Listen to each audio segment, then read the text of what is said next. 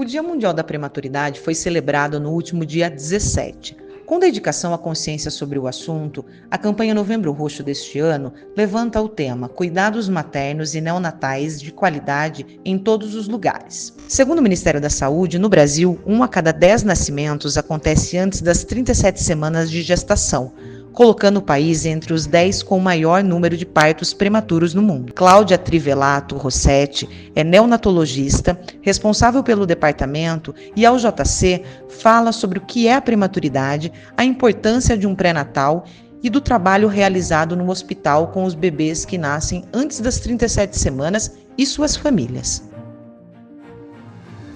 Uma gestação é considerada normal quando nasce de 37 a 41 semanas e 6 dias. Então, se nasce com menos de 37 semanas, o bebê é considerado prematuro. É uma luta muito importante em que o bebezinho prematuro precisa vencer. A família também é muito importante, todos os desafios que eles têm que enfrentar, né? A equipe médica, paramédica, né, o hospital, o tempo de internação é uma grande jornada. Os motivos da prematuridade vão desde a parte social, né? Infelizmente, o Brasil tem uma taxa de prematuridade imensa, então só para falar assim, nascem mais ou menos 360 mil prematuros por ano, né? São dados de Fiocruz, de OMS, então mais ou menos 1.000 prematuros por dia no Brasil nascem. Então as contas são mais ou menos assim, cada 10 minutos nascem 6 prematuros.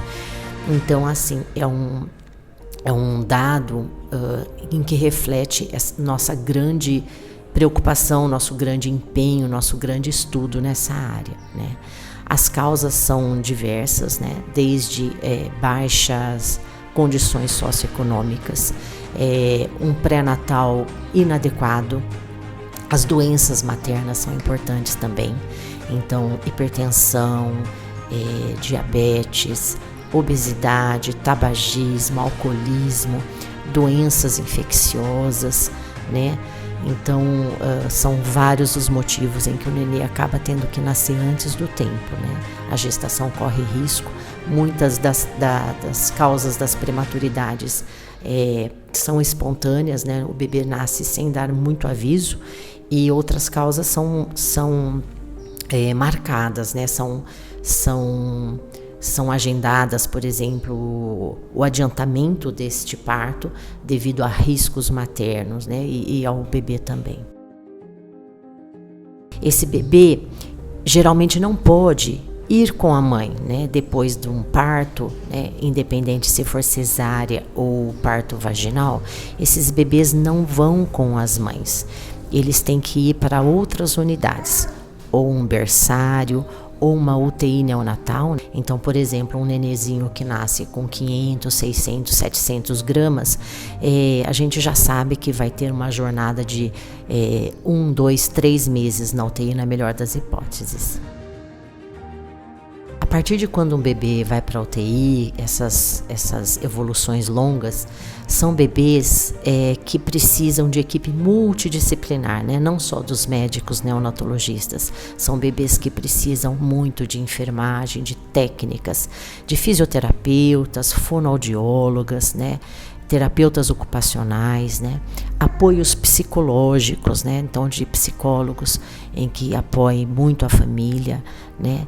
São nenês que precisam de aparelhagens, né? São internações bastante complexas, né? Com muita aparelhagem, e dentro de uma unidade em que precisa receber toda a família, né? A família tem que ser apoiada, então são jornadas bastante longas. Esse mês para a gente simboliza a consciência em que muitas pessoas não sabem o que é essa jornada do prematuro e dos familiares. Porque, lógico, o mais natural é um bebê nascer no tempo certo, ir para casa com sua família dentro de umas 48 horas, né? E vida, né? Vida normal. E então as pessoas não sabem realmente a luta por parte desses nossos guerreirinhos e das famílias. Então, a importância de se fazer um bom pré-natal, de se prevenir algumas doenças, né? O comportamento social, alimentar, a consciência por parte do governo, né? Para o apoio nas nossas UTIs neonatais, que geralmente quantos lugares que faltam recursos, né? Então essa é o nosso mês em que a gente precisa chamar a atenção para esse grande problema, né? E este foi o caso de Liz e Luísa, que nasceram prematuras, permaneceram na unidade de terapia intensiva neonatal da Santa Casa por um período e já estão em casa. Como falaram, o médico recepcionou a gente, né, no primeiro dia, falou assim: olha, mãe, cada dia é um dia, não posso te prometer, hoje elas estão bem, amanhã quando você voltar elas vão estar bem. Tem realmente ali um desafio, né, hoje elas podem estar bem, amanhã elas podem não estar.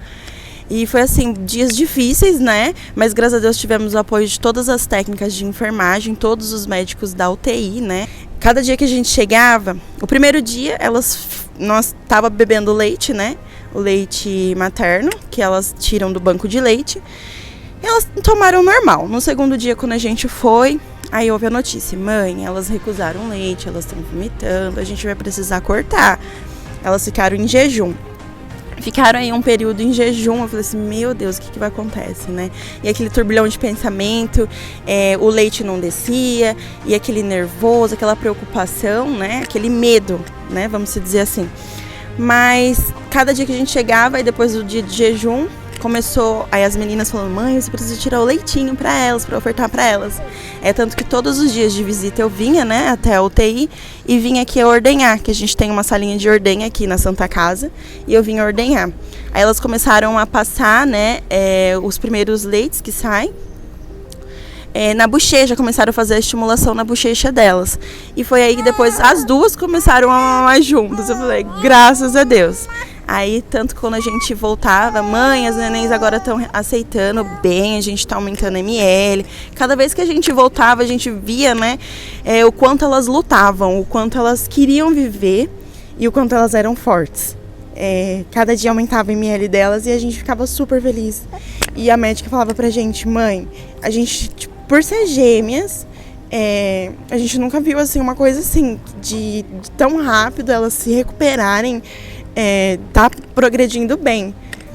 Quando a gente voltou, tem um dia que a gente veio, aí elas estavam afastadas das demais crianças, né? Aí eu falei assim: doutora, por que elas estão em isolamento aqui? Ela falou assim: porque elas vão, com tudo dando certo, amanhã elas vão pro berçário. Aquela notícia assim foi maravilhosa pra gente. Tanto que a gente ficou assim, sem palavras mesmo.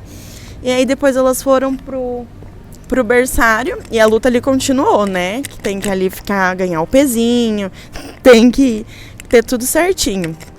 E assim, a cada dia foi um milagre vivido, com certeza. De ver a recuperação das minhas filhas, o quanto elas eram fortes e estavam querendo viver. Mas assim, se sem o auxílio, né, da família, a gente fala, de todos os profissionais e principalmente Deus, a gente não teria conseguido, né? Tanto assim, é um período difícil, que a maioria das mães às vezes entra em depressão, porque é bem difícil mesmo. Mas assim, com o auxílio de todos, a gente, graças a Deus, continuava forte, com esperança, vinha. Eu com a minha cesárea, eu vinha, não, a gente vai vir. Aí o meu esposo falava, né, que era 2 horários. Você vai ir? Eu falei assim, vou. Eu vinha nos 2 horários. Se não era para visita, eu vinha e ordenhava. E assim a gente foi seguindo, até que, graças a Deus, elas foram pro quarto, fizemos a adaptação e elas foram para casa. Quando ela teve alta? Você lembra quando elas tiveram? Elas tiveram alta dia 23 de maio, quase um mês ali. E a doutora falava pra gente assim: olha, pais, quando elas pegarem 2 quilinhos, né, já dá pra elas terem aí a alta. Tanto que a minha filha, a Liz, ela até hoje é um pouquinho mais gordinha, né? Ela tinha 2,25 e a Luísa não tinha atingido aí os 2 quilos. Aí a doutora falou pra gente: olha, ela atingindo aí 1,950 kg, eu libero ela. Aí no dia da liberação, que foi numa quinta-feira, né, dia 23 de maio, Ela chegou no quarto, a gente tinha, toda vez de manhã tinha a pesagem, né? Aí eu perguntava sempre pra enfermeira, quanto elas estão? Aí ela falou, né, que a minha filha, a Lisa, ela tava com 2,25 e a Luísa, ela tava com 1,940. Faltava aí 10 gramas. Eu falei, meu Deus, será que a gente não vai ser liberado, não vai ter alta? Aí a doutora chegou, papai, tem uma notícia feliz, vocês ganharam aí 10 graminhas e liberou a gente pra casa. Assim, foi assim, surreal, né, de ter as minhas pequenas ali com a gente indo pra casa. Só que eu fiquei assim, meu Deus, e aí agora? Porque a gente é acostumada a monitorar sempre elas através do aparelho, né? Então sempre tinha algo ali pra ver batimento, essas coisas. Eu falei, meu Deus, como que eu vou fazer isso em casa? Mas assim, com o apoio de toda a nossa família, graças a Deus, né? E Deus primeiramente mesmo, a gente conseguiu vencer. Foi dando certo, a gente foi se adaptando. E assim, elas eram bem pequenininhas mesmo. Quando eu comecei a dar banho na Luísa, ela tinha 1,700, né? Eu falei assim, meu Deus, como eu vou cuidar de 2 pitutuco? Mas assim, Deus dá força. Reage assim, de você é um instinto que realmente de mãe, né? E eu falo assim que a mãe de prematuros parece que é mais ainda, né? Você consegue ter ali uma força, você tira aquela força dentro de você, Deus vai te dando também para vencer. E eu fui forte pelas minhas filhas, bem pequenininhas, e eu cuidei delas. E hoje elas estão aqui, graças a Deus, já vão fazer 7 mesinhos.